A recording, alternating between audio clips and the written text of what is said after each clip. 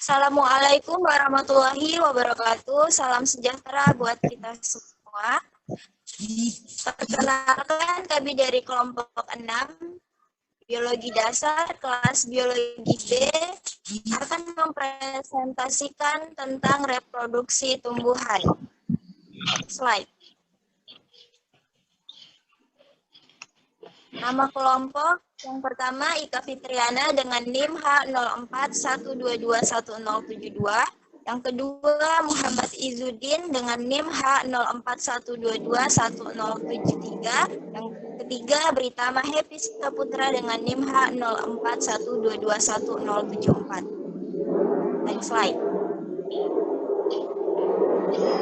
Reproduksi tumbuhan adalah proses di mana tumbuhan memperoleh organisme baru yang sesuai dengan induknya. Dilansir dari Encyclopedia Britannica pada tahun 2015, seperti pada hewan, hasil akhir reproduksi tumbuhan adalah kelanjutan dari spesies tertentu. Produksi pada tumbuhan bisa terjadi secara aseksual ataupun seksual.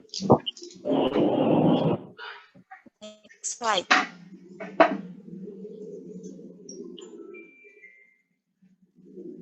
Akan kita cari adalah apa yang dimaksud dengan sistem reproduksi tumbuhan. Yang kedua, bagaimana perkembangbiakan sistem reproduksi tumbuhan. Yang ketiga, bagaimana pemencaran sistem reproduksi tumbuhan.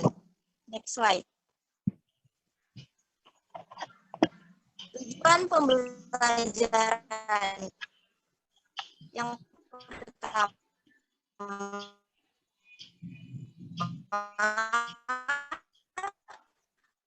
untuk mengetahui apa itu sistem reproduksi.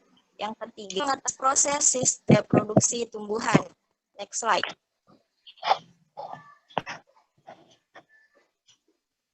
Reproduksi pada tumbuhan. Reproduksi terdiri dari dua kata, yaitu re dan produksi. Re itu artinya ulang dan produksi artinya hasil yang mengandung arti perkembangbiakan.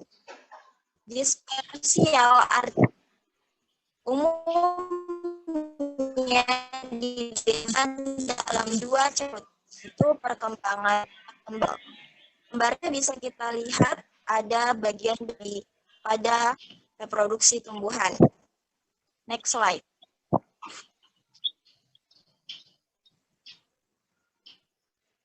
Siklus hidup tumbuhan dicirikan oleh pengituran generasi. Saat generasi multiselular haploid yang dengan N disebutkan dengan 2N, bergantian menghasilkan satu sama lain. Tumbuhan diploid, sporofit, akan menghasilkan spora haploid melas.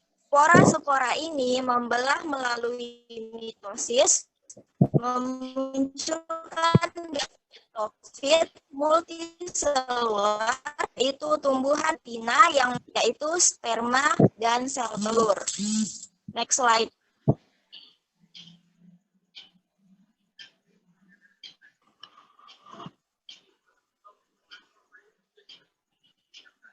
Struktur di bunga. Ada tunas reproduktif sperma dan daun termodifikasi terpisah oleh internodus pendek, organ-organ bunga sepal, petal, dan stamen dan karpel melekat pada bagian batang yang disebut dengan reseptakel. Stamen dan karpel merupakan organ reproduktif, sementara sepal dan petal bersifat steril. Stamen terdiri dari sebatang tangkai yang disebut filamen dan struktur terminal yang disebut anter. Di anter tersebut terdapat ruang-ruang yang disebut mikrosporangium atau kantong polen yang menghasilkan polen. Next slide.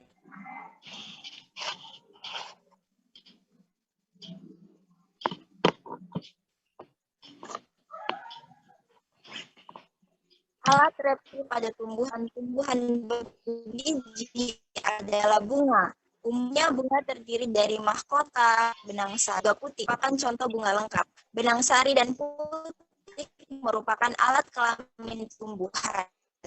Benang sari berperan sebagai alat kelamin jantan, sedangkan putih sebagai alat kelamin betina.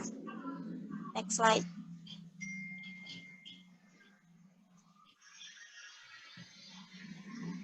Materi selanjutnya akan dibawakan oleh rekan saya, yaitu Muhammad Izzuddin. Kepadanya saya persilahkan.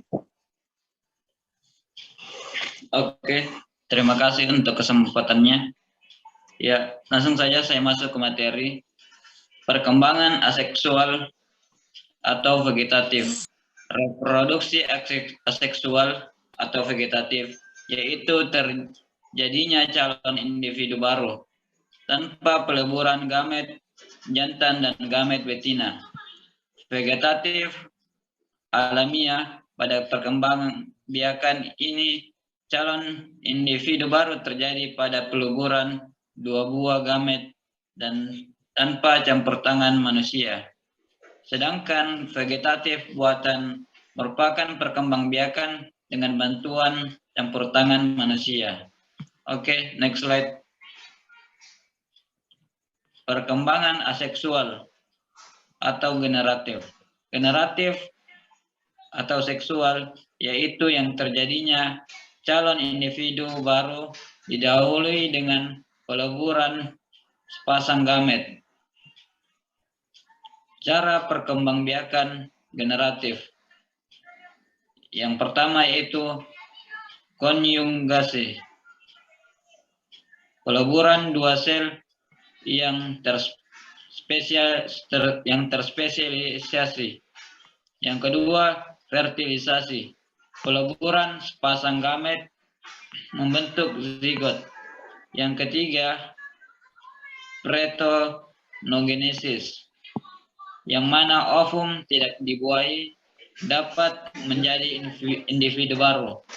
Dan yang terakhir yaitu metagenesis, yang mana yaitu penggiliran keturunan di mana reproduksi vegetatif bergantian dengan generatif. Next slide.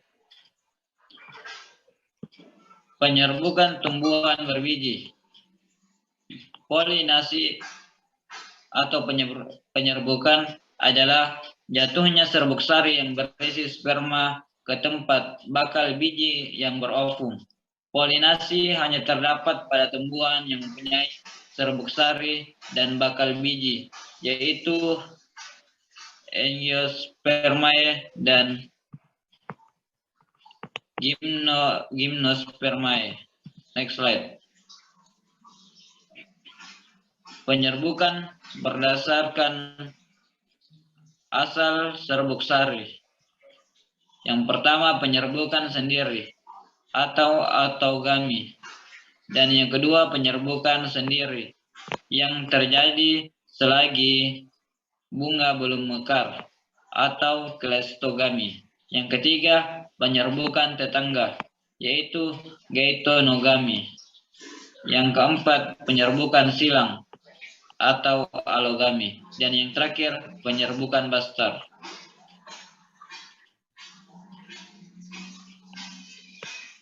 Next slide. Penyerbukan berdasarkan faktor perantara. Yang pertama, penyerbukan dengan bantuan angin atau anemogami dengan bantuan air. Yang kedua, penyerbukan hidrogami dengan bantuan hewan. Yang ketiga, penyerbukan zoidogami dengan bantuan manusia. Dan yang keempat, penyerbukan antropogami. Next slide. Faktor-faktor pertumbuhan tidak dapat penyerbukan sendiri atau autogami. Dioecious atau berumah dua, yaitu serbuk sari dan putik terletak pada individu yang berbeda. Yang kedua, dikogami, yaitu masaknya serbuk sari dan putik tidak bersamaan. Dapat dibedakan atas yang pertama protogini, yaitu putik matang lebih dulu. Yang kedua, protandri, yaitu serbuk sari suatu bunga masak lebih dulu. Yang ketiga, herpogami, yaitu serbuk sari tidak dapat jatuh ke kepala putik. Yang keempat,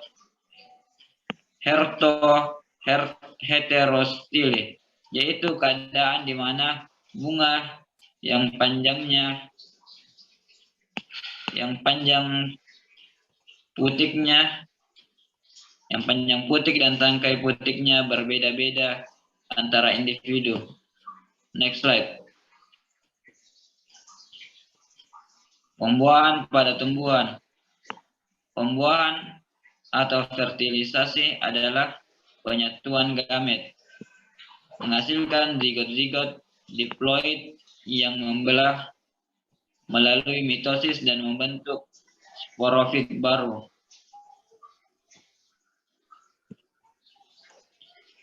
Pembuahan tunggal terjadi apabila setiap pembuahan satu kali pembuahan menghasilkan embrio. Pembuahan tunggal terjadi pada tumbuhan gimnospermae. Yang kedua, pembuahan ganda terjadi 2 kali pembuahan yang menghasilkan satu embrio dan endosperma. Pembuahan ganda terjadi pada tumbuhan angiospermae. Slide berikutnya. Saat-saat pembuahan. Porogami yaitu masuknya sperma ke dalam kandung lembaga melalui mikrofil. Sedangkan bila tidak melalui mikrofil tersebut, aprogami. Yang kedua, kalozogami, yaitu masuknya sperma ke dalam kandung lembaga melalui kalaza. Yang ketiga, amifixis, merupakan peleburan ovum dan sperma yang kemudian berkembang menjadi embrio. Yang keempat, ampomixis, yaitu pembentukan embrio tanpa didahului oleh peleburan sperma dan ovum. Terjadi karena yang pertama, parthenogenesis, yaitu pembentukan embrio dan sel telur yang tidak dibuahi. Yang kedua, apogami, yaitu pembentukan embrio dan bagian lain kandung lembaga tanpa perkawinan. Dan yang terakhir, embrio adventif, yaitu embrio yang terjadi dari sel-sel lain kandung lembaga. Next slide.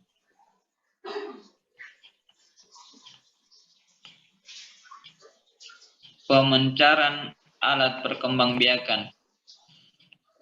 Tumbuhan kosmopolit, yaitu tumbuhan yang areal penyebarannya luas atau terdapat di mana-mana. Tumbuhan endemik, yaitu tumbuhan yang daerah penyebarannya terbatas, hanya terdapat di daerah tertentu saja.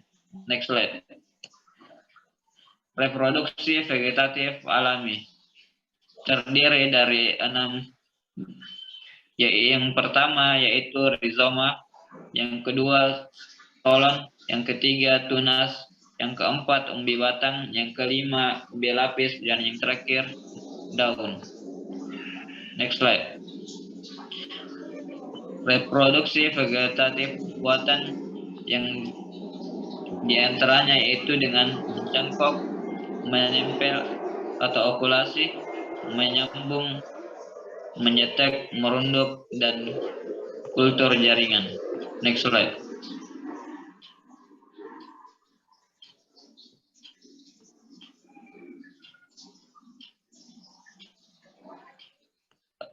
Next slide.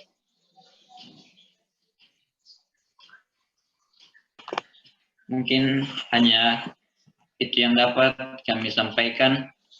Kurang lebihnya mohon dimaafkan. Wassalamualaikum warahmatullahi wabarakatuh.